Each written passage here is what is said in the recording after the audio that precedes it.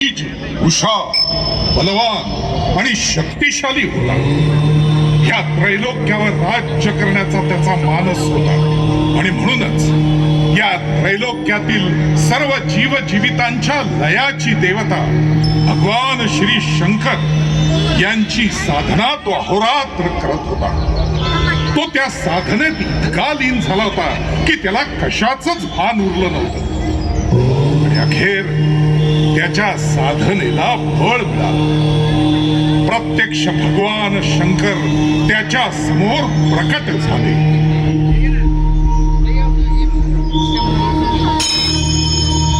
ओम नमः शिवाय. ओम नमः शिवाय.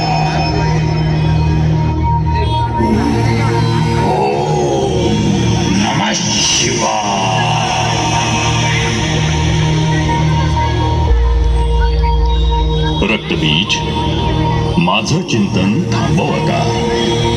काय हवंय तुला? का केलीस इतकी कठोर तपश्चर्या?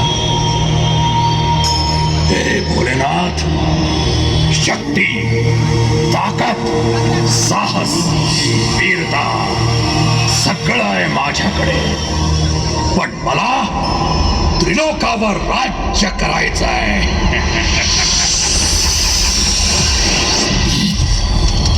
तुझ्या सामर्थ्याच्या जोरावर प्रयत्न करून बघ. शत्रू शक्तीनं अथवा युक्तीनं माझ्यावर मात करू शकेल. मला कोणी पराजित करू नये म्हणून मला अमर व्हायचंय.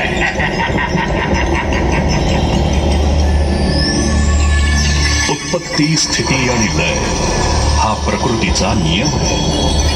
मी तुला अमर होण्याचं वरदान नाही देऊ शकत.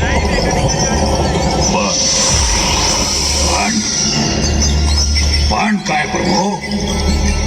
तुझ्या उत्पत्तीला थांबवता येणार नाही असा वर मी तुला देतो. तुझ्या रक्ताचा थेंब जेव्हा भूमीला स्पर्श करेल त्यातून तुझ्यासारखेच अनेक रक्तबीज निर्माण होतील आणि ही प्रक्रिया निरंतर असेल. आणि म्हणून तुझा पराजय होणं अशक्य असेल. तथास्तु.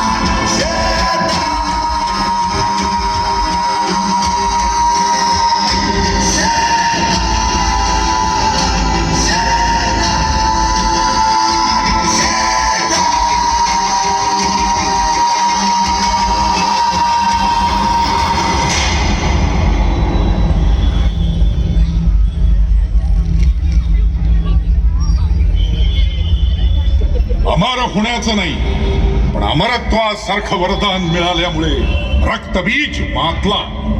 त्यानं पहिल्यांदा पाताळावर आक्रमण केलं.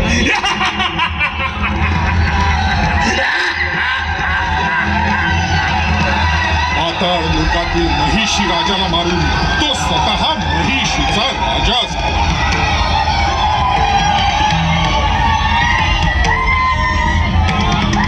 रक्तबीज पाताळात असतानाच त्याला महिषासुराच्या वधाविषयी समजलं.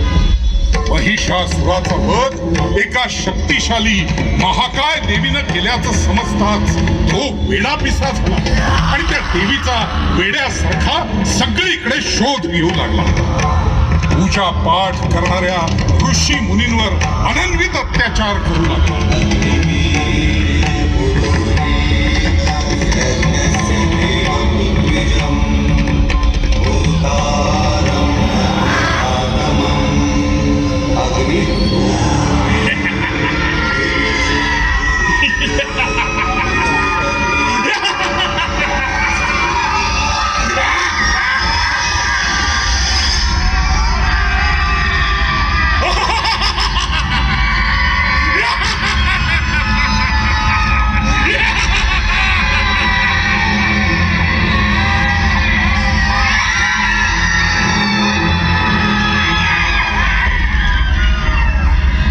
एकीकडे रक्तबीजचा हा हाहाकार सुरू होता, दुसरीकडे महर्षी कश्यपांचे पुत्र शुंभ आणि निशुंभ ब्रह्मदेवाच्या तपस्येत लीन होते. ओम ब्रह्मदेवाय नमः. ओम ब्रह्मदेवाय नमः. ओम ब्रह्मदेवाय नमः. ओम ब्रह्मदेवाय नमः. त्यांची ही साधना फळास आली. आयुष्यमान भव. तर आम्ही होणारच आहोत भगवान. आम्हाला अमर व्हायचंय आणि त्याच वरदान प्राप्तीसाठी तुमची साधना केली.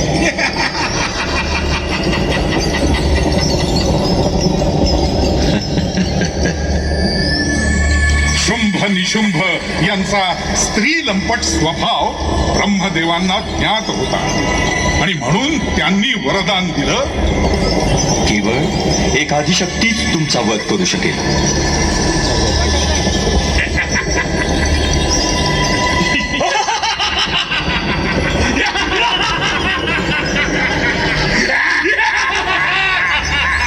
ब्रह्मदेवाच्या या वरदानानं गर्विष्ठ झालेल्या शुंभ आणि निशुंभांनी आपल्या भावाच्या हत्येचा सूड म्हणून इंद्रावर आक्रमण केलं. तेव्हा इंद्रदेव नृत्य गायनात रममाण होते.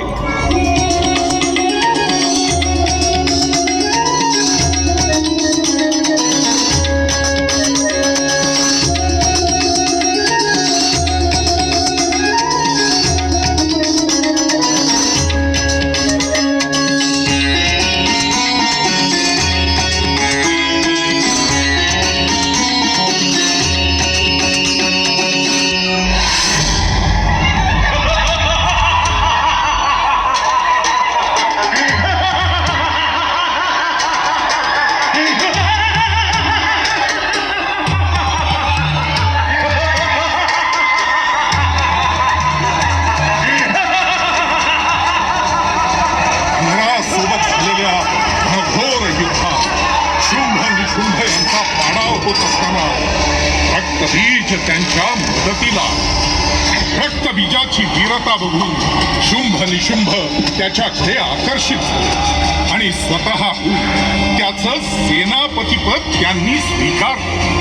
सोबतच स्वर्गातून अंतर्धान पावलेल्या सर्व देवांचा माग काढण्यासाठी आपल्या अत्यंत विश्वासू अशा 2 चंड मुंड राक्षसांना त्यांच्या शोधासाठी पाठवलं.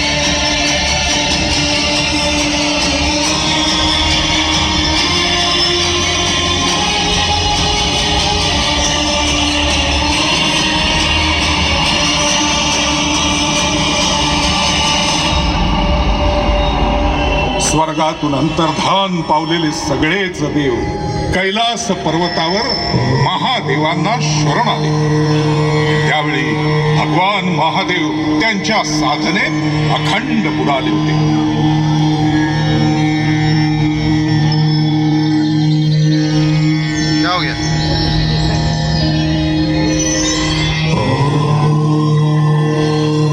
समस्त देवांचं गाऱ्हाणं त्यांच्यापर्यंत पोहोचतच नव्हतं, पण त्यांचा आवाज पार्वती मातेनं ऐकला आणि माता पार्वती त्यांच्या समोर प्रकट झाली.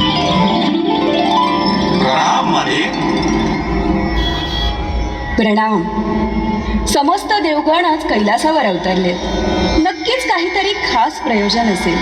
माते, आम्ही अनभिज्ञ असताना समस्त दैत्यांनी स्वर्गावर आक्रमण केलं आणि त्यांच्यासोबत महादेवांचं वरदान लाभलेला रक्तबीज आहे.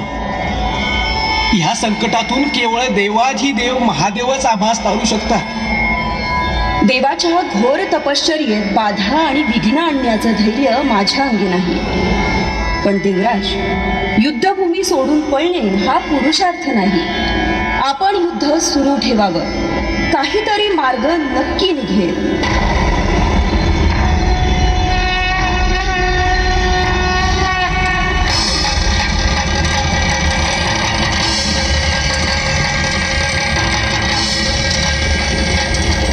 देवांच्या मागावर असणाऱ्या चंडमुंड दैत्यांची लालची नजर पार्वती मातेच्या सौंदर्यावर पडली. त्यांनी मातेच्या सौंदर्याचं वर्णन त्यांच्या धन्याला म्हणजे शुंभ निशुंभ यांना जाऊन सांगितलं. स्त्री लंपट स्वभावाचे दोघे ते वर्णन ऐकून वेडेपिसे झाले आणि मातेला मिळवण्यासाठी त्यांनी पुन्हा चंडमुंड यांना कैलासावर पाठवलं.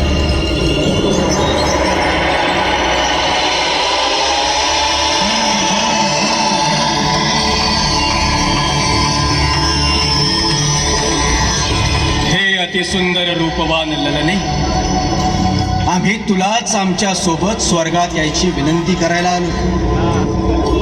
हे सुंदरी, आमच्या सोबतच आमचे स्वामी शुंभ निशुंभ यांना खुश कर. हे तुला स्वर्गाची राणी करतील. आणि तसही इथे या भनंग गोसाव्या सोबत राहण्यात काय हशी येते. तुमच्या वाणीला आवर घाला, अन्यथा काय सुंदरी.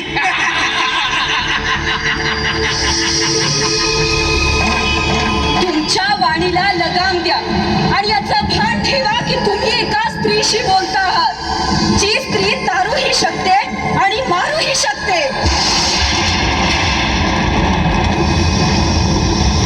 पार्वती मातेला त्यांनी हा प्रस्ताव दिला आणि सोबत अश्ली असभ्य भाषेत मातेसोबत बोलू लागले.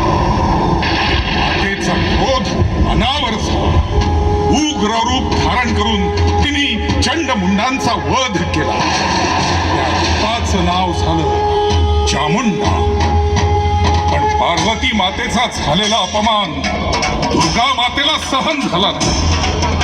भगवान महादेवांच्या हलाहलाचा आऊज पार्वती मातेत विसावला. पार्वती माते प्रकट झाली. महाकाली, महाकाली.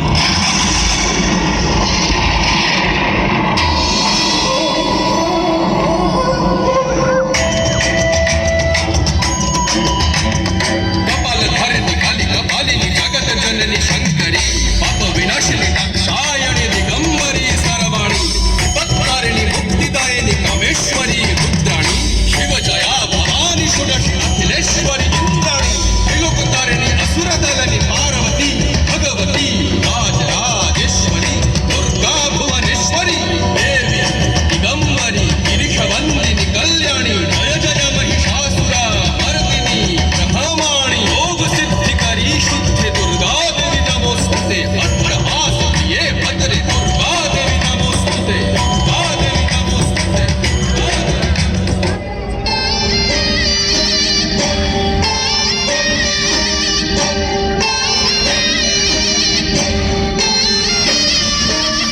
संहारकं श्यामवर्णधारणं दैत्यवंशनाशकं विनाशकं विनाशकं गादी संहारकं श्यामवर्णधारणं दैत्यवंशनाशकं विनाशकं विनाशकं. काले चले संताप बड़े, घड़ी पहर संसार थमे, माँ की अर्ज है माही सुने, मन प्राण में तू है माँ काली के. जन्म मरण का मोह मिटे, तेरी ही शक्ति लहू में बहे, चंडमुंड धारे अमा चंडी के, तेरा ही आसरा हो.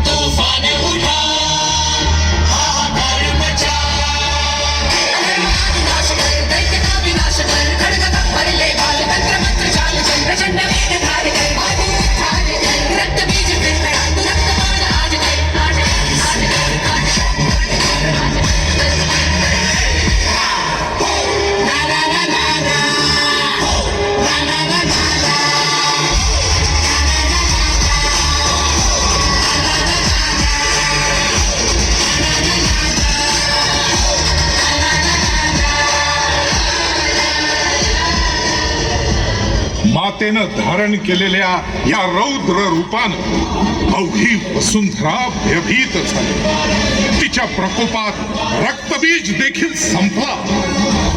राग शांत होईल. आता तिला शांत करणं कुणाच्याही आवाक्यात नव्हतं. लय सगळ्यांना गिळंकृत करेल या भीतीनं सगळ्यांनी देवाधिदेव महादेव यांच्या चरणी हाव घेतली. महादेवा महादेवा कृपा करा तुम्हीच मातेला शांत करू शकता. हे कैलासाधिपती, पार्वती मातेने धारण केलेल्या या रौद्र रूपाला शांत करण्यासाठी तुम्हाला तुमचं स्थान सोडावंच लागेल. भगवान, या तीनही लोकात तुम्ही एकमेव आहात जे हे तांडव थांबवू शकता. हे तांडव जर थांबवलं नाही तर विनाश अटळ आहे महादेवा.